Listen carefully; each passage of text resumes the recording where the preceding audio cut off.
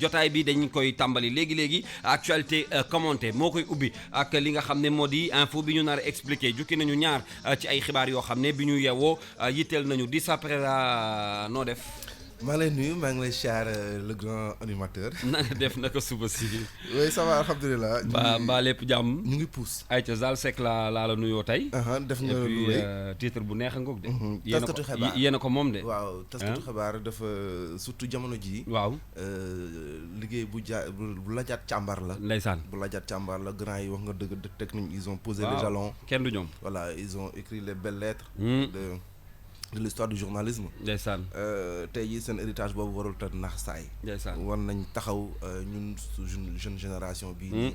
taxaw ci dëggal taxaw ci jubal. am ci taxawaay bu am solo. am na solo di saa la ñu nuyu noonu moom mi nga xam ne moo jiite rédaction bu King FM Dakar bu ñu ubbee rek ci suba si dañuy njëkk xool xibaar yi nga xam ne moo fi gën a fës ginnaaw nag bi Kati Ndiaye tënkee ba noppi. am na yenn yoo jukki ci ay xibaar yoo xam ne démb ak léegi ñu ngi koy waxtaanee moo xam ci réseaux sociaux yi également moo xam ci rajo yeeg télé yi ku nekk ci andi sa xalaat yan ak yan la tey nga jukki di saa. jërëjëf Kals jërëjëf mbokk auditeurs yi ak internautes yi nga xam ne ñooy déglu King FM première rajo digitale tey li ñu gën a marqué Kals mooy communiqué du procureur démb ci ngoon procureur bi dafa génne ab communiqué nee na li ko taxoon mu génne communiqué bi c'était pour éviter information yi nga xam ne c'est parcellaire yi nga xam ne mooy génn ci affaire Guy Marius Sagna ak Adama Gaye waaye lu ñu remarqué mooy dafa njëkk génn benn communiqué wax ci ne que Guy Marius Sagna ñu ngi koy toppee li ñuy wax diffusion de fausses nouvelles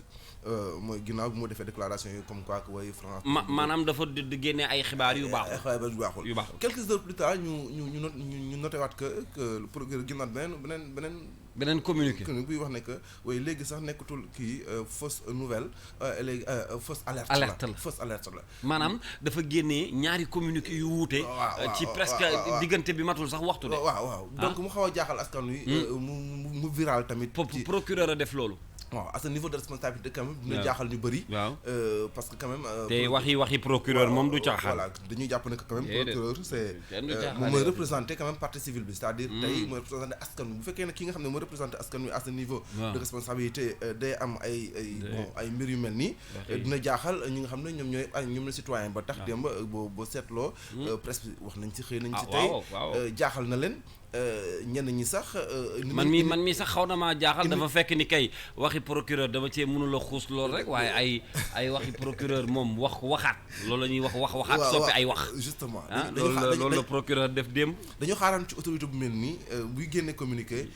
mu précis mu strict parce que droit boo seetee Sénégal ñu bëri jàng ñu donc dafay baax Kals booy génnee communiqué. bu jëm ci presse bi ci askan wi mu leer mu précis une bonne fois. li ma la bëggoon a laaj mooy procureur moom wax ji ba noppi waxaat dafa juum wala ndax justifié na deuxième communiqué bi ne dafa juum ci mbir mi. bon gisaguñu benn en tout cas man gisaguma benn justification mais li leer ba leer mooy que ñi nga xam ne ñoo ay spécialistes du droit lañu sur le champ généralement dañu réagir comme quoi que am na ay mbir yoo xam ne wax na ko généralement ci communiqué bi ñoom daf leen jaaxal parce que jàpp nañ ne dëppwut ak xëy na article 80 bi nga xam ne moom la wax ne moo dal ci kaw ki nga xam ne mooy Guy Marius Sagna beneen mbir bi également mooy ñu bëri si ñoom également gis nañu que fi mu procureur je veux dire communication war nañ ko seetaat du lu bees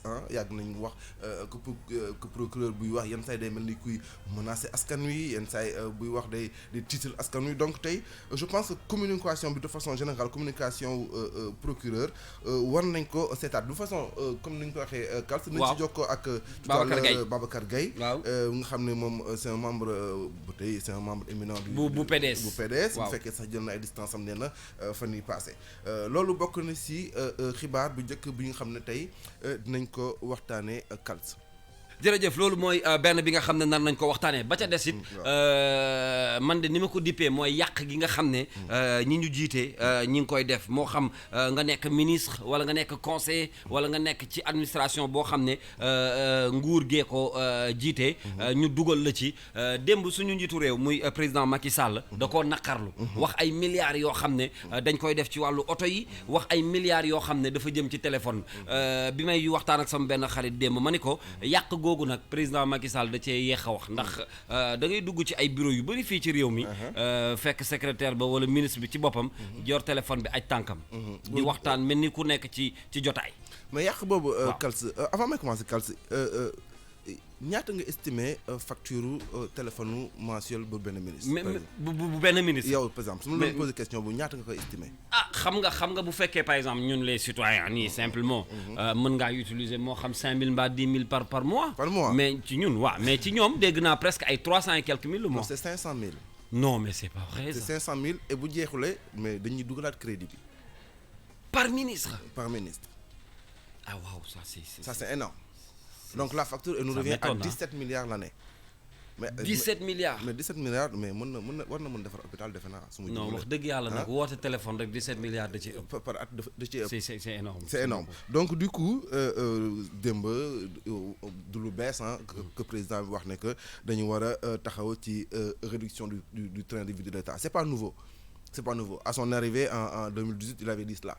Il avait commencé par logement conventionné les logements conventionnés mu dindi ko après mu wax il faut réduire la vie je veux dire le train de l'État mais boobu ba léegi dafa des lu bëri boo xoolee nee na dissoudre nañu 16 agences yi nga xam ne taxawal nañ ko fi Abdoulaye Wade bi mu ñëwee moo ko fi indi woon sur 32 16 sur 32 dindi nañ leen facture téléphone bi wax naa la sànq ça relève à 17 milliards l'année. Mais boo xoolee entre 2014 ak 2000 léegi mbir yi dafa changé. Quand même 2014. xam naa li tax c'était les 3 premières années de pouvoir. waaw mbir yi quand même c'était un peu stabilisé. gisoon nañu que. kon diggante 2012 ak 2014 ci la gënoon wàññeeku. donc dañoo dem nguur gi di gën a neex. affaire yi ñuy gën a njaax. bàyyeeku bi di gën a woote ngay gën a bàyyeeku njaboot gi di woote tante yeeg nijaay yeeg. ainsi de suite ñëpp di woote. parce que demoon nañ sax Kals figure-toi ba. ci biir palais te loolu c'est des informations du journal Le Populaire qui date de 2014 qui disait que ci biir palais amoon na 210 lignes téléphoniques yoo xam ne palais moo ko doon fay te ci ay kër la nekkoon 210 lignes téléphoniques yoo xam ne c'était inscrit au nom du palais présidentiel waaye ci ay domicile particulier la nekkoon donc c'était palais moo ko doon fay moo doon fayal téléphone tous les mois tous les ans ñu fekk fa également ay lignes d'abonnement de télévision tel que ñu fekk fa 97 lignes Orange abonnement loolu tamit dafa doy waar te yooyu yëpp c'est inscrit au nom du palais c'est abonné au nom du palais mais c'est utilisé par des particuliers qui n'ont rien à voir ou qui peut-être sont des ministres ou un peu qui sont en tout cas ont des relations en fait avec le palais présidentiel. Donc aujourd'hui l'urgence est là. Ils se sont rendus compte que l'urgence est là de remettre les choses à l'ordre, les pendules à l'heure parce que quand même 17 milliards par téléphone. C'est énorme. Plus de 317 milliards également pour des véhicules entre 2012 et aujourd'hui. Quand même c'est énorme. C'est énorme. Auto yi ñuy yóbbu ay week-end sali lañu war a bàyyi. c'est faramineux. C'est faramineux. di ci noos. ndax lu askan wi moom nag te ñu bokk ko. dañ ko war a sàmm. loolu c'est important. te loolu wax nañu waxu oto waxu on n'a pas parlé de carburant. bu ngi fi inclure du billet d'avion yi parce que yooyu yëpp. c'est lié c'est lié donc. am na yeneen dépenses yoo xam ne tey sax boo ko doon tudd sax tey sax dañu naan non c'est extraordinaire. c'est pas vrai parce que am na dépenses yoo xam ne que ça peut rien avoir avec. li tax mbir mi am solo sax mooy dafa intéressé askan wi. ci waxtaan woowu ñu ngi koy annoncé boobu ba léegi dañ ciy jokkoo ki nga xam ne moo di Babacar Gaye moom aussi di kenn ci ñun heure bu Sénégal amee actualité wala ay mbir jóg fi mu yëkkati ci kàddoom te kàddoom également daf ñu yitteel am solo lool di kilifa ci réew mi Babacar ñi ngi lay nuyu. waaw maa ngi leen di fay bu baax di nuyu askanu Sénégal yëpp di leen ñaanal kendalu jàmm. di am mbégte bu rëy ci wuyu si bi nga xam ne nangu nga ko waxtaan ak ñun un peu ci antenne King FM yi ñu ànd ak rédaction bu King FM ginnaaw bi ma la nuyoo Dissa Préra également mi ngi ci studio bi xibaar yi nga xam ne moom la ñu tànn tey waxtaane ko bi ci njëkk te nga xam ne man bi ñu waxee ni dañuy waxtaane lii rek sama xel dafa ne mais lan moo ci war a nekk xalaatu Babacar Gaye mooy chiffres yi ñu génnee démb ci li nguur gi di jëfandikoo ci alalu askan wi ci wàllu téléphone ak oto bi nga déggee li président Macky Sall wax démb sa xel ci lan la dem. waaw maa ngi leen di sant bu baax bi ngeen ma wooyee ci waxtaan lu jëm ci njëriñu askan wi lu soxal Sénégal ndax bu weesoo politique bi nga xam ne moom lañ ma gën a ràññee réew mi damaa soxal te bu réew mi ma soxalee duma ci am parloo président Macky Sall bu toogee ba jamono yii juróom-ñaari at ak lu teg mu yor réew mi di wax ne dépense bi nga xam ne moom lay jël di ko demee jaba ngir réew mi dox dafa jéggi dayoo te dépense boobu ci poosam lay jógee boo déggee ma ne ci poosam lay jógee mooy donte askan wee ko moom ci loxoom lañ ko teg pour mu seet lan moo ci gën a yellu lan moo ci gën a jub lan moo ci gën a nekk njëriñu askan wi mu jaarale foofu alalu réew mi ndax da doon wax moom bi nga xamee mu ngi laaj réew mi di ŋàññi président Ablaye Wade ak nguuram ni ñu yore woon réew mi jàppoon na ne jamono boobu président Ablaye Wade tukkeem bëri na lool te xaalis lay jar jàppoon na ne réew mi dañu amul priorité dañuy dépenser xaalis ci ay anam yoo xam ne waroon nañ ko mën a def ci yeneen anam yoo xam ne moo amul njëriñ askan wi maanaam moo xam njàng la moo xam wér-gu-yaram la moo xam maanaam dindilu askan wi la lu jëm ci courant lu jëm ci ndox lu jëm ci marché maanaam li ñuy wax jaba kon tey moom bu demee ba mu jàpp ne diggante 2012 bi ñu ko falee ak 2019 bii ñu toll lu dem ci lu ëpp 300 milliards administration dinañ ko jël di ko jënde ay dabaar mooy oto di jël lu dem ci 20 milliards di ko def ci téléphone di jël alal yi nga xam ne tuddaguma ko maanaam fonctionnement wu administration sénégalaise ni mu toll maanaam luy jënd bic luy jënd essence luy fay nettoyer kat yi luy def communication yooyu yëpp moom dafa waxoon ne dana ko def ci ni mu gën a sellee moo ngi ko doon tuddee slogan boobu une gestion vertueuse transparente et sobre bu fekkee ne sobriété bi lay jàpp parce que transparente bi ak leneen li beneen wàll la mais tey sobriété mooy moo leen soxal sobriété mooy li nga xam ne mën nga ko def anam yi nga ko mën a defee nekk diggante 1000 ak 1000 maanaam junni yow nga yemale ko ci 20 parce que diggante 1000 ak junni bu fekkee mën nga ci def li nga bëgg a def bu la neexee nga dépensé junni bu la neexee nga dépensé juróom-ñetti junni téeméer bu la neexee nga dépensé juróomi téeméer bu la neexee nga dépensé téeméer ki nga xam ne moo sobre mooy kiy yem ci téeméer wala kiy yem ci juróom fukk. c'est pas le cas maanaam mooy soo war a togg soos nga ne tey ngoon du ma togg soos damay defar mu xam sax ndax xale yi bëccëg ceebu jën lañ añee woon. loolu moo waroon président Macky Sall waaye deful loolu mais li ko waral nag dafa bëri dafay politique. kon li mu jotee ci nguur gi oui. kon gestion yow sobriété boobu yow pour yow amul pour yow ce n'est que de déclaration. mais dama la ko faram-fàcceel ba mu leer. oto yi muy wax. concrètement ñen ñoo leen di dawal. oto yi ñen ñoo leen di dawal. njëkkee ci moom bi muy jógee bi Abdoulaye di jógee ci nguur gi. te du dañ doon wax Abdoulaye dafa jël ay oto yu réew mi ba koy nangu. kon kay oto yooyu waroon nañu mën a continuer di amal njëriñ askan bi. diggante bi ñaata ay oto la ngeen gis ñu jënd ko d'abord ay Toyota Land Cruiser 88. ñu toog ba mu yàgg ñu changé leen jënd ay maanaam Cadillac. oto yi nga xam ne Amérique moo fa gën a kowee ci affaire oto yu mucc ayib. ba pare blindé leen. mujj gi mu jënd ay Mercedes bay jënd ay Pullman. barki dem boo jaay la benn bi doon tàkk. loolu ci comme bopp moom la njëkkee. ñaareel ba oto yeneen yi ngay dégg amul benn ministre tey booy gis te yorul américaine wala Land Cruiser bokkul ak Mercedes bi nga xam ne moom lay dawal mooy oto. léegi Babacar. loolu est-ce que jàpp nga ni yàq la. bu rëy jarul wax ndax askan ci boppam ñoo koy xamal seen bopp na yàq la xam nga tamit la wax yàq la. waaw. xoolal réew mu mel ni Rwanda dama koy jël exemple parce que nag il faut que ñu ràññee. waaw. wala France mi nga xam ne ñun ñooñu ëpp doole 1000 fois. France président ba Peugeot yi nga gis ni 3008 yi. moom la ñuy dawal te boo ko seetee buy déplacé wu motard bi def ci kanam benn auto policier mooy nekk ci gannaaw. tey France am nañ lu ne est-ce que mos nga gis benn ministre français mu nekk ci 4x4 France. déedéet. am na sax ay ministre français yu ñu daan gis ñuy jël bus wala tram bi. dugg ci tram bi dem liggéey non bu ñu jógee seen dëkk bu fekkee dañu nekkul Paris dañuy dem par exemple seen dëkk maire lañ wala yooyu. waaw mais président train bi la ñuy jël. nekk première classe dem seen dëkk gàddu seen sac.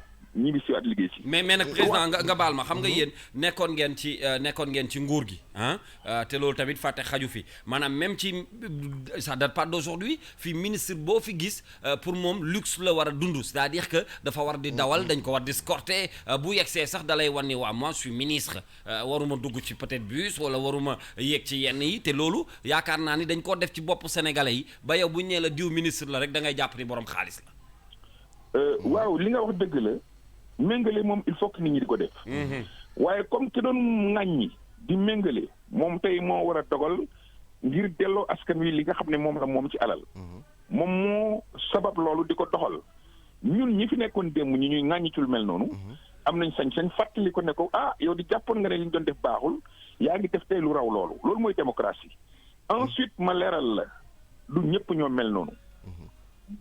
rafetul ngay wax tudd sa bopp parce que sama bopp laa xam nag.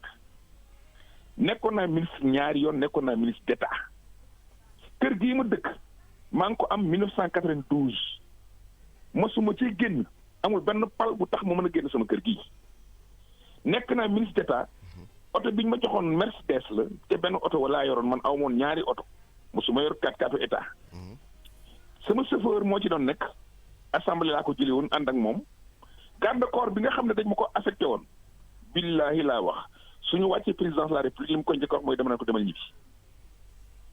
mais président. oui mais gis nañ quand même le chef de l'État quand même temps yi di voyager ak ci Air Sénégal di jël vol commercial. commencé naa wàññi parce que bu ko kaasee démb quand même mooy wàññi na. gis nañ ko voilà loolu ce n'est pas un peu un signe quand même. comme le bon exemple. njëkkeewul d'abord c'était kooku kii de comme la woon xam nga ngeen ko tuddi seen affaire de com yooyu. waaw.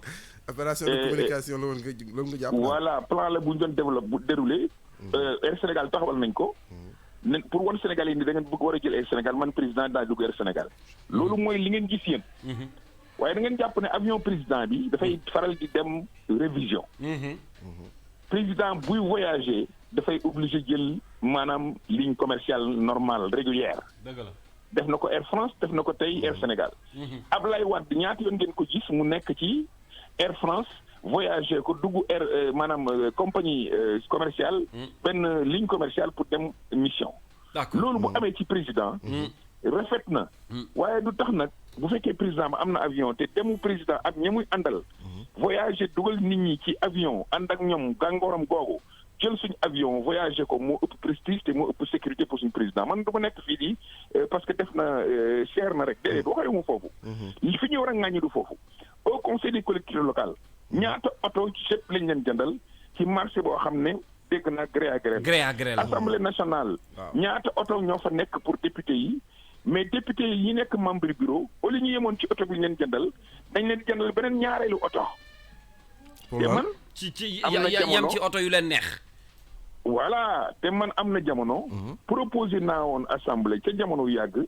nañu def comme yenn réew yi nga xam ne mooy Niger wala comme réew yi mel ni ay Zambie wala Kenya. député mun na am oto pour dem circonscription. mun na nekk. dëgg la waaye ñooñu dañuy subventionné nga jënd oto. dañ naan député bi sa législature 5 ans la. dinañ la jox par exemple nga ak jënd oto 10 millions boo xam ne. hors taxe la. lu ci tegu. yaa koy fayal sa bopp maanaam boo bëgg jënd oto bu dépassé 10 millions 20 millions 30 millions 20 millions yi yaa koy fayal sa bopp yaay entretenir sa oto yaa koy yoral sa bopp. waaye nag booy ji bi nga jël sa oto. waaye nag président waaye fii oui président xam nga li ngay wax nii lu neex a dégg la waaye xam naa ne réew mi ministre wala député boo ko fi proposé gaw ma mu nangu ko. day nekk mais du moom mooy nangoo ko bañ. réew dafa war a am njiit boo xam ne. décision bu ñu war a jël dafa war a am maanaam dogal di mën di am sañ-sañ di décider. dëgg la askan wi dañ ciy ànd ak moom président de la république liy tax mu dëgër. du député bi du ministre bi liy tax muy dëgër mooy ñi ko fal. buñ gisee ni moom li muy def méngoo na ak seen njëriñ ñoom. ku bëgg a dal ci kawam askan wi ci boppam ñooy ci aaral seen président seen bopp. xam nga Rwanda tey. kenn du jóg jëm ci Kagame. lu tax parce que dafa am lu mu wane. lu ko aar ci rafet. ci doxalin bu rafet.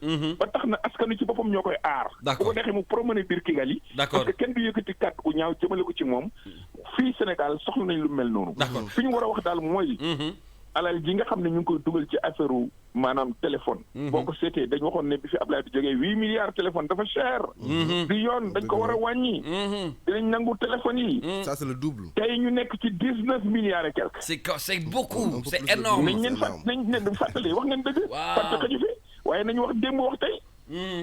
waxuma ko parce que nguur Ablaye Wade la dama ko wax parce que président Macky Sall moo waxoon ne. su ngeen ma joxee réew mi.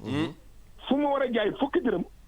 dinaa fa jaay ñetti dërëm juróom-ñaar dërëm yi ma delloo leen ko ci seen soxla. kon est-ce que du loolu la bëgg a doxalee d'accord président dañuy profiter également rapidement ci beneen sujet boo xam ne intéressé nañu te mënuñoo waxtaan ak yow également ba bàyyi la te duñ ci wax muy li xew démb ci procureur de la République génnee ab xibaar maanaam communiqué ci loo xam ne dañ ci doon wax fan yi yëpp ci ñaari cas teguñu ci waxtu beneen communiqué génn ndax bii dafa xaw a weddi bu njëkk ba ndax dafa mel ni sax dafa juum ci li mu njëkkoon a génnee bi may waxtaan ak Dissa léegi dañ ko ne dama ko ne mais xanaa préciser na ci deuxième communiqué bi nekk bi njëkk dafa am juumte mu ne ma amul précision waaye li ñu jàpp rek mooy ñaari communiqué yu wuute la ci benn mbir nan nga gisee loolu. moom lay tuddee ci français médiocratie. médiocratie ça ne veut pas dire que dañoo médiocre. médiocratie mu ngi tekki ni ko Alain Deneau benn canadien waxee. ñi nga xam ne dañuy doylu lu yemamaay. lu diggu doomu. duñu gëstu pour mën a def excellence. booy bind communiqué. mu jëm ci askan wi. war nga bàyyi xel li ngay bind ndax amul njuumte ñaari façon njuumte moo am. njuumte moo xam ne ni nga ko bindee baaxul la maanaam njuumte de forme. ay ku kii am ci ay photo yu mel noonu gis nañ ko ci communiqué gouvernement bi gis nañ ko ci yenn services yi. c'est récurrent. wala mu nekk communiqué njuumte boo xam ne njuumte.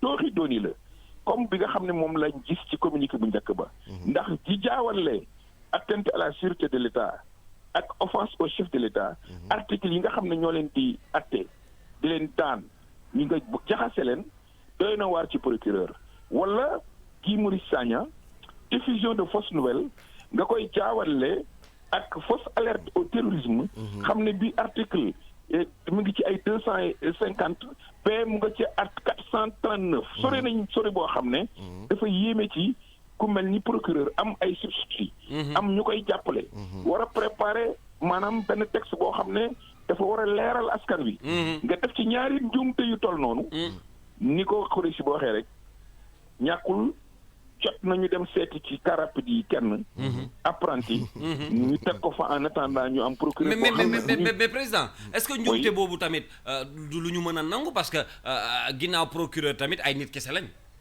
dama ne waaw bu doon nit kese nañ dem jël n'importe qui benn sàmm fële ca daral indi ko teg ko foofu nga xam ne mooy procureur nit la mais président procureur bu nekkee nit ak yow ak man dafa dem jàng droit université dafa dem dugg ENAM dafa am fu mu jaar ci magistrature ba ñu teg ko ci fi nga xam ne moom mooy yëlif le parquet fii ci Ndakaaru ak Sénégal sax laa mun a parce que procureur de la République bu Dakar moo ëpp doole ci procureur yi xam nga kooku njuum waru ko ci benn kayit bu ñuy bind ci nga administration accepté wul ngay génn kayit boo xam dafa am njuum te lu tax dañ la wax ne la waxtu wala ngay génn kayit soo ko bindee ba pare dafa am circuit bu mu war a jaar ñu ko war a xool ñu ko war a saytu ñëpp mënuñ bokk juum bu fekkee yow da ngay am sax nekk ni laar mun nga am sa wet ku xarañ koo xam ne bu amee erreur wala bu amee faute dina la patron kii de am na njuumte nañ ko dindi nañ ko defaraat balaa ñu koy génne. wala mais président dafay yomb léegi trop trop ñu koy gis ci nguur gi nga xam ne mooy nguur gi nekk tey ci réew mi. waaw président ñu demaat ci beneen question xëy na ci toujours ci affaire Guy Marius Sagna et également ak affaire Adama Gaye duñu am impression depuis un certain temps que ñaari affaire yooyu noonu dafa jël le pas dafa jël le devant sur l'affaire Petro-Tim. On n'a pas compris réellement tey yow nga xam ne da ngay am ay taxaw seetlu est-ce que jàpp nga ne que tey jii affaire Guy Marius Sagna ou affaire Adama Gaye war na gën mun important pour la je veux dire au regard de important que l'affaire Petro-Tim pour les citoyens. loolu daal bu amee. xam nga ñan ñooy gën a nekk ni ci gën a nekk responsable. dama ko laaj. ñan la. yéen ñooñu la. déedéet waay. dinaa wax lu tax. ndax lan. lu tax président. opinion publique. média moo koy defar. ça c'est vrai. opinion publique. média moo koy entretenir. opinion publique. média mun na dem sax ba fabriquer ko. su fekkee ne dafa am cas boo xam ne mooy cas wu pétrole bi. mu soxal askanu Sénégal yëpp ba kenn ku ci nekk bërki démb parce que Aliou Sall dégg naa ca football ba xale yaa ngi maa ngi gis vidéo bi. ñu ngi koy laaj suñu 400000. ñooñu bàyyeegu ñoom mais réseaux sociaux yi. ñoom ñoo koy jàllale. bu ñu jàppee Guy Marius Sagna mu bokkoon ci ñi doon xeex jox mu suñu pétrole. jàpp Adama Gaye doon revendiquer moom tam lu jëm ci wàllu woowu ak yeneen ak yeneen. bu ñu defee focus ci ñooñu événement la actualité la c'est normal.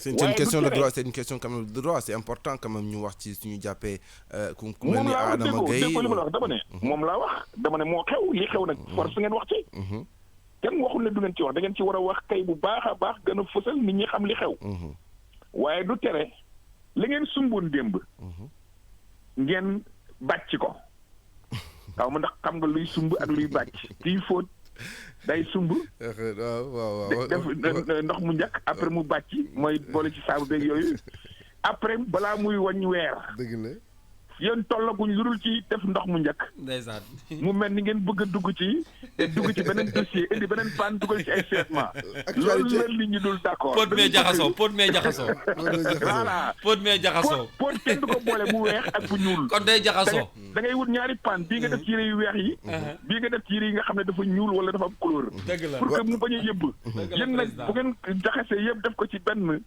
ndax affaire yi actualité nekk ci la quotidienneté askan wi dinañ dem ba duñu am leen war waaye loolu tam ñi sumb aar li ñu bokk ñoom ñu ngi woon ci jàppale ki nga xam ne mooy Guy c'est normal waaye terewul bi ñu def seen manifestation bu mujj bi gis ngeen ko boole nañ ci toujours di réclamer ne lii kat mënuñ ko suul léegi parce que pétrole loo ko suul mu xeeñ dëgg la président pétrole loo ko suul mu xeeñ déjà dafa mel ni que aar lu ñu bokk mouvement bi on a senti que dernièrement amul woon engouement bu mag ci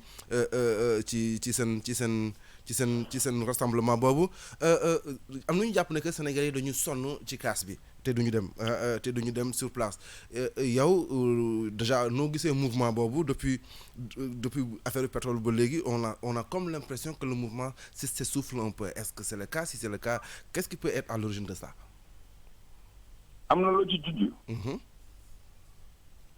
Sénégal yi dañuy leen di bàkkee ne am nañ baxar ñett waaye amuñ maanaam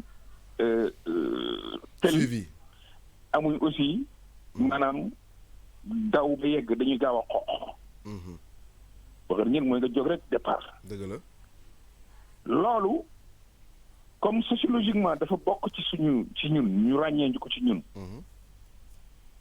pexe yi dañ ko war di soppi naka ñi nga xam ne ñoo yëgati mouvement bi def nañ leen war te ñu ngi continuer di def leen war mooy ci wax ji mooy ci taxawaay bi mooy ci constance su jéem a organiser ay événement ñàkkul sax ñu ngi ciy ñàkk seen alal doomu aadama yi ñoom ñi nga xam ne ñoom ñoo engagé woon ca njëlbéen ànd ak ñoom ci mouvement bi ñoom ñoo war a am présence c'est vrai que ci diggante bi nag événement bu am solo bu ëpp doole laal pétrole jaar na fi coupe d'Afrique bi dëgg la te boo seetee coupe d'Afrique bi malgré défaite bi Sénégalais yi ni ñu réagir bi Lions yi ñëwee moo la war a won ne cause bi nga xam ne moo jiitu woon dafa am benn cause bu garaaw bu ñëw tegu ci kawam. dëgg la.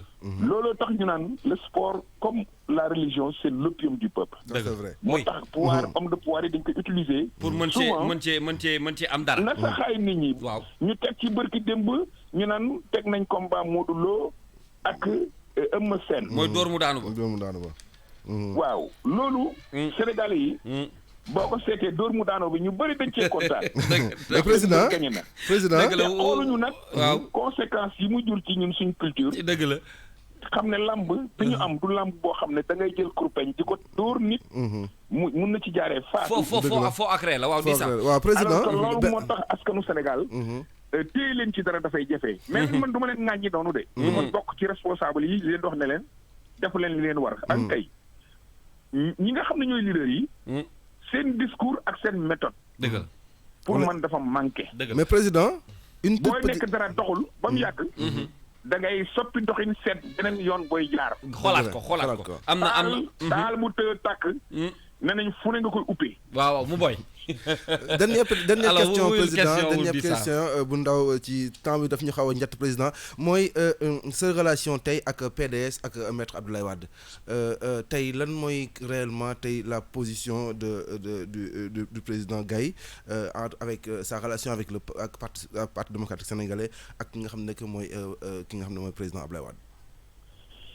relation bi nga xam ne moo taxoon daal boobu ak léegi mat na lu dem ci ñeent fukki at. parce que temps yi sori nga PDS ah. déedéet fan mooy PDS pour yow. mais. PDS xam nga fii PDS. mooy fan. PDS mooy militant yi. PDS mooy idéal bi taxoon ñu Ablaye Wade ak ay compagnons créé PDS. dëgg la. PDS mooy fi nga xam ne fa la ñuy jàmbatee di fa xeexee mbirum Sénégal. PDS mooy fi nga xam ne idée yu baax yi pour démocratie liberté droit de l'homme ñu koy yëngal pour mu amal njëriñ askan wi loolu mooy PDS. dëgg la. PDS boobu sama loxo mus ci jog sama xel mus ci génn maa ngi ci guddi ak bëccëg la preuve li tax nga woo ma pour mu wax ci réew mi li tax nga woo ma pour mu wax ci Guy Marius Sagna parce que jàpp nga ne mooy taxawaay ba nga ca am ba tey ci réew mi waaye da nga ma am foo ma bàkkee da nga ma dàkkee kër PDS fa laa bokk fa nga bokk mais président xam nga bokk nag waaw la ma fa moom wala lay fay sama wàll dinaa ko doxal dëgg la sama diggante ak Ablaye Wade diggante bàyyi la ak doom parce que loolu lu ñu xam ñun parce que kilifa la ci man sama papa bi muy génn àddina am na juróom-ñeent fukki at ak ñaar ndeysaan président Ablaye Wade foofu la toll kon jàpp naa ne tey bàyyi la ci yow war naa ko xoolee na ma doon xoolee sama bàyyi la ci yow waaye ci wàllu politique àndandoor la ma ak moom ndeysaan pour réew mi jëm kanam dëgg la bu fekkee ne jamono dem nañ ñaar ñu ànd nag des fois dinañu xuloo dinañu werante dëgg la dañu bañ a bokk gis-gis. dëgg la. làmmeñ ak bëñ ñoo bokk nekk ci gémmiñ. dëgg la. des fois nga toog ba mu yàgg rek. bëñ bi ne ko képp. nga yëy ko. fekk na booba. vraiment erreur la rek waaye bëñ yi bëggu ñoon mat làmmeñ. dëgg la walaay Babacar alors président Babacar. bu amee différent bu ndaw a ndaw. waaw. maa ngi def li ma mën pour sàmm diggante boobu. jërëjëf. pour que suñ parti bii. mu bàyyi ñu ko ci loxo yoo xam ne yu rafet la yu baax la pour ëllëg. jërëjëf li mu liggéey ci Sénégal ak Afrique ak àddina. mu basal na sa xaay sama seul combat bi ma dese boobu la. dëgg la amatuma benn combat. dëgg la ñun ñu ngi lay wax dëgg yàlla ah ñu ngi lay gërëm bu baax et puis nuyul ñu Mame Boye ne ko nam nañ ko bu baax ah. président Abdoulaye xam nga nag ñun suñu président la waaye suñu maam la. tout à fait suñu maam la ndax relation bi mu am ak jeunesse sénégalaise mooy diggante maam ak set.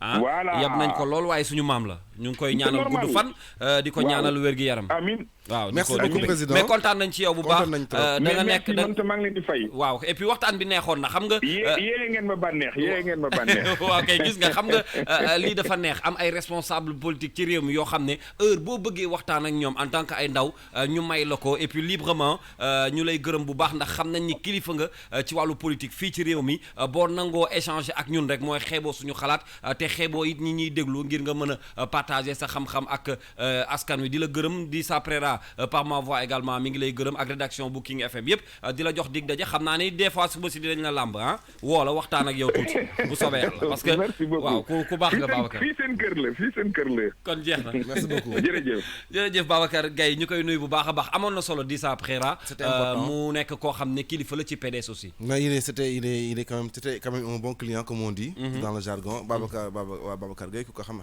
également que ku xarañ la ci wàllu droit d'abord ci wàllu également wàllu administration mais également ci wàllu politique ci wàllu politique et comme il l'a si bien dit yi fi xewoon yëpp xewoon na fi waaye teewul tamit ñu fàttali ñi fi nekk ñoom ñoo doon ŋàññ loolee kon tey bu ñu fi nekkee war nañoo moytu def loolu tax ñu teggi ña fi newoon donc je pense que ça a été instructif. En tout cas, pour moi, ça a été instructif. Je pense également que pour les auditeurs et les internautes de 9-11, ça a été instructif. C'est ça le but de loolu mooy butu émission bi information expliquée ginnaaw bu ñu ko présenté dañuy wut ay spécialistes yu nga xam ne seen xam-xam màcc na ci li ñuy bëgg a waxtaanee ñu jox leen kàddu gi. ndax loo xam-xam Demba ma Demba gën laa xam boppam. waaw jërëjëf acca di saa dinañ dellu soit maag yow ci kanam. Inch'Allah dañuy marqué dañuy seeti ci waa service commercial. suñu noppee rek nag ñu dellu si ak yéen ci surtout 9-11 jërëjëf Babacar Gaye ci waxtaan wi comme ni ko di saa waxee amoon na solo une page de pub et puis on se retrouve juste après. Ne bougez pas, c'est l'heure de la pub. waaw kay Kalz nag reportage du jour bi tey liñ ko jagleel moom moo di wàllum environnement waaye rek li ñuy gën a waxtaane moom moo di désertification ak it li nga xamante ne moom moo di grande muraille verte bi nga xamante jamono ji daal dinañu ko jagleel ab agence nationale boo xamante ne rek ki ñu ko dénk moom moo di Ali Haïdar ba tax na kii di Aminata Ba daal dinay dem rek tase ki nga xamante ne moom moo di Fally Diédhiou nekk étudiant ci wàllum master 1 jëm rek ci wàllum institut des sciences de l'environnement foofule ca UCAD. 9-11 reportage du jour. Fally Diédhiou ñu ngi lay nuyu ngay étudiant ci institut des sciences de l'environnement tey jii ñu bëggoon waxtaanee affaire désertification lan mooy indi désertification boobu. lu ko andi dafa bëri dañ koy regrouper ci ñaari groupe am na lu ñuy wax changement climatique soppeeku jaww ji boo gisee xoolal léegi climat bi dafa tàng ñoo ngi am tamit nawet yi nga xamante ne dañoo gàtt bu tawee léeg-léeg mu taw lu bëri léeg-léeg mu taw ndànk lu tuuti bu paree mu toog ak jours yi bëri ou bien un mois du taw donc yooyu mooy manifestation soppeeku jaww ji phénomène boobu moo andi désertification nit ñi dañoo am seen part de responsabilité par exemple bu ñu jëlee béykat yi léegi ñun boo xoolee ay pays pauvres lañ nekk dans les pays pauvres boo jëlee 70% de la population ñëpp ay béykat lañu te pour ñu béy il faut que ñu gor espace yu bëri donc loolu tamit dafa contribuer lu bëri ci désertification bi encore village yu bëri amuñu électricité léegi pour ñu togg il faut ñu dem dagg gor garab yi boo gisee Dakar lu muy jël ci këriñ tamit dafa bëri. ñu bëggoon xam lan mooy conséquences yi lan la ñu mën a jural ci ay gàllankoor. garab dafa am importance garab moo tax ñu mun a am oxygène d'abord pour ñu respirer bu amulee garab donc dinañ poser beaucoup de problèmes te garab tamit décor bi su bëree day gën a tax changement climatique mu accentué mu gën a am doole. Deuxièmement puisque ñun ñu bëri surtout ci pays pauvres yi ñu bëri ay agriculteurs bi décor bu amee suñu production bi day wàcc day impacté ci lu ñuy wax alimentation bi maanaam day tax ba du ñu mun a am lu ñu war a dund dañuy obligé nu ñu dem ci yeneen dëkk yi comme ay Europe pour ñu mun a importer lu ñu war a lekk donc lu ñu war a lekk du doy. lan la ñu war a def léegi pour xeex désertification bi. il faut que d'abord ñu booloo ñu sensibiliser nit ñi parce que nit ñi dafa mel ni nit ñi xamuñu am na ñu bëri ña xam nañu puisque ñu dañuy wàññi gor bi. waxuñu nag ñu bàyyi parce que du ñu mën a bàyyi mais dañuy am ay comportement yu nga xamante ne yu durable dañuy gor ñu jëmbat encore non seulement bu ñu jëmbatee ba pare mais dañuy suivre. d'accord loolu mooy reportage du jour bi nga xamante ni moom lañ leen doon dégtal ci environnement n'est-ce pas rédaction bu King FM. waaw Kalz merci Kiki merci Aminata mu nga xam ne moo ñu defal entretien boobu ak ki nga xam ne mooy directeur institut sénégalais de l'environnement. ñu prétexte bi nag moo nekkoon journée nationale bi nga xam ne dañ ko doon célébrer ci jëmale ko ci wàllu njëmbat garab ren nag le totem mën nañu wax l'arbre parrain c'est le béer di xeetu garab gu nga xam ne am na solo lool ci gàncax gi. maanaam mooy ban garab. Aminata xam naa comme que moom moo def mbir mi. waaw nañu ci indi ay leeral xanaa ma bàyyi ko ak Kiki. am nga benn question pour Aminata ci wàllu journée yi nga xam ne semaine bi nga xam ne déjà parce que c'est toute une semaine bi nga xam ne c'est consacré à l'arbre gàncax gi te ku xam jamono ji léegi xam na ne que environnement enjeu mondial la moo bàyyi la tuuti ak Aminata. d'accord alors Aminata gis nañ ci information yi ne que instant bi Sénégal at bu jot rek dafay perdre lu toll 40 000 hectares jëm si wàllum forêt ndax garab yu bëri yoo xamante ne dañ koy dagg wala ñuy dee te du ñu jëmbataat est-ce que muraille verte bi nga xamante ne moom nga wax sa biir reportage bi lan lay indil exactement li nga xamante ne moom mooy di perte boobu fii si Sénégal. waa kat yi maa ngi leen di nuyu yéen ñi ne ci plateau bi grande muraille verte bi buñ ko indee mooy yow ngir daal di xeex lii di désertification ndax day xeex désertification mooy désert bi nga xamante ne dafay ñëw di def avancée de la mer ak tamit daal di xeex tamit lépp lu jëm rek ci réchauffement tamit climatique. mais tamit 40% bi nga wax ci hectare bi nga xamante ni dafa nekk ci ay espace boo xamante ni kenn daal di koy kenn jëmbatu ko loolu li ko indi nag mooy li ñuy jëmbat dafa tuuti ndax ñun li ñuy jëmbat ci année bi mu ngi toll ci 20 000 hectares boo comparé 20 000 hectares ak 40 000 hectares ça veut dire que ñun moitié bi moom la ñuy daal di reboiser.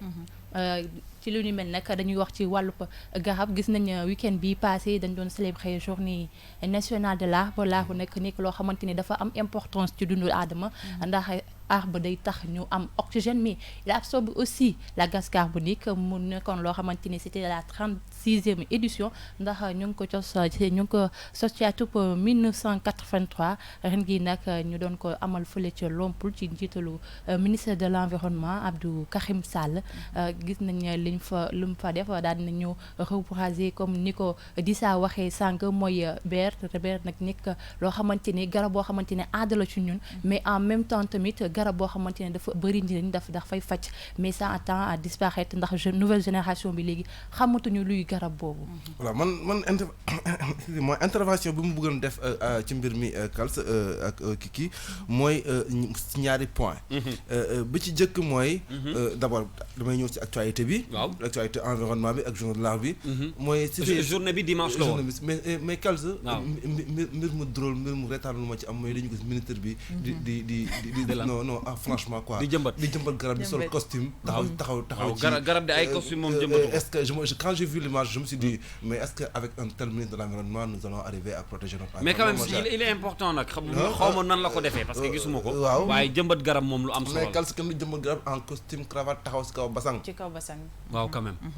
l'image nañ ma xoolal image bi foofu internet. Abdou Karim Sall li mu def. Abdou Karim Sall loolu pour man rafetluñu ko. non rafetluñu ko may wax lan. dafa ñaaw est-ce que mos nga gis ko jëmbat garab di sol ay costume cravate ak déedéet mbaa nga def say talon taxaw ay talon mais c'est pas sérieux. Il faut dire la vérité. Le ministre là je me demande si c'est un bon. Je ne pense même pas que c'est un bon ministre de l'environnement. yaa ngi dégg baax na wax ne yow xoolal ma photo Khalifa Sall bi muy jëmbat garab il n'a jamais été ministre ci suuf la sukk. waaw. garab ci mais est-ce que c'est sérieux ce qu'ils font ces ministres là on se le demande souvent. dëgg la.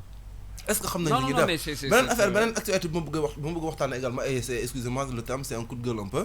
mooy la grande muraille verte. Et c'est une excellente idée. Mais aujourd'hui on devrait faire l'évaluation de où en est le projet là de la grande muraille verte. fan la toll lan mooy grande muraille verte fan la jóge fan la waroon dem dafa waroon jóge de Dakar à Nairobi c'était ça devait traverser toute l'Afrique. Mais ñun Sénégal fan lañ ci toll. Parce que quand même projet bi ñun ñoo ko lancé woon c'était une initiative du président Abdoulaye Wade. L'initiative elle est salutaire moi je suis environnementaliste j'adore tout ce qui est environnement. L'initiative est à saluer. Mais tey fan la toll. benn war nañ ko càmbar. parce que alal ju bari tamit dugg na foofu. dëgg la. donte nii alal bari dugg na foofu kon ki nga xam ne tey moom lañ fal muy Ali Aïdara xëy na dinañ ci indi ay leeral fan yi di ñëw. nañ jéem a jox ak moom wax ba xam. garab dafa am solo. fan la toll dafa bokk nag ci dundu àddina xam nga. ci dund gi daf cee bokk xam nga genre kadeer yi xamuñu garab buñ pour ñoom garab boo ko saxalee rek day xatal dëkk wala day yàq te dafa bokk ci dund gi bëgg naa sax yéen ñëpp ku ci ne ñu parrainé la benn garab fii ci kër gi wala ci koñ bi rek am na sama benn waaye bu commencé woon def loolu fu mu tourné na la yaay parrain wu garab bee boo xëyee dee ko suuxat ça se fait je pense dañ koy def jox benn garab kat yi ci kër gi yow it nga am benn heure boo xëyee may ko ndox mu naan mais xam nga lu tax mu am solo Kals wala nga jëndal ko boisson maa ngi koy junj sànq sànq si bi nee naa la tey ci àdduna bi dafa am ay enjeux. nga boo déggee ñu naan tubaab yi waxatuñu sax environnement écologie la ñuy wax léegi. dafa dépasser environnement. di xaw ma ndax nit ñi dégg souvent ni ñuy wax on parle de développement durable. c'est pas un nouveau concept. c'est un concept qui bu nga xam ne ci biir am na écologie am na l'humain au centre de ce concept là am na l'avenir, je veux dire comment l'humain en tant que tel il occupe son espace, comment il vit son espace. Et par rapport à son avenir. Tout cela, ce sont aujourd'hui des concepts que les gens. sujet bu neex ngeen génnee. Voilà waxtu damay bëgg a rey rek. voilà ay concepts la. sujet bu neex ngeen génnee. voilà c'est important. dinañ ci ñëwaat prochainement. waaw ak ñoom Kiki Ndiaye. ak madame environnement. alors madame environnement est-ce que am nga info boo ci bëgg a dolli rapidement. li ma ci bëgg a dolli rek mooy ministre de l'environnement Abdou Karim Sall. nee na li mu bëgg mooy ñu am lu tollu ñu reboiser lu tollu 13 millions ba 16 millions d'arbres par an loolu noonu la wax te nee na pour loolu pour mu am. il faut que population bu nekk wala dooma wala moitié ci population bi ku nekk di daal di planter lu tolloo ko benn wala ñaari arbre. par personne ah. par personne ku ci nekk saxal benn. waaw saxal benn wala ñaar kon wax jàngoog nañ saxal garab. acca jërëjëf ñu ngi lay gërëm bu baax. merci beaucoup kat yow sa kër am na garab. sama kër nag amul garab mais man balaa may bàyyi Aminata sax mu dem. je vais revenir sur 2 points mooy bi di saa wax léegi. ak ministre bi parce que tam du ministre bi kese gis nañu aussi président Macky Sall aussi. mu def même image boo xamante ne moom serviette sax lañ ko lalal. il avait des chaussures il était en costume cravate donc je me dis que image bi c'est à répétition rek. mais doonul loo xamante ne c'est une première. et aussi ñu ngi wax léegi ci rareté ndoxu taw bi. il faut que ñu xam ne itam garab day xëccu ndoxu taw. donc à force ñuy gën di dagg garab yi ñuy gën di bañ a jëmbat ay garab dafay tax rek comme nii rek sécheresse bi di gën a bëri taw di gën a bañ a wàcc aussi ci Sénégal.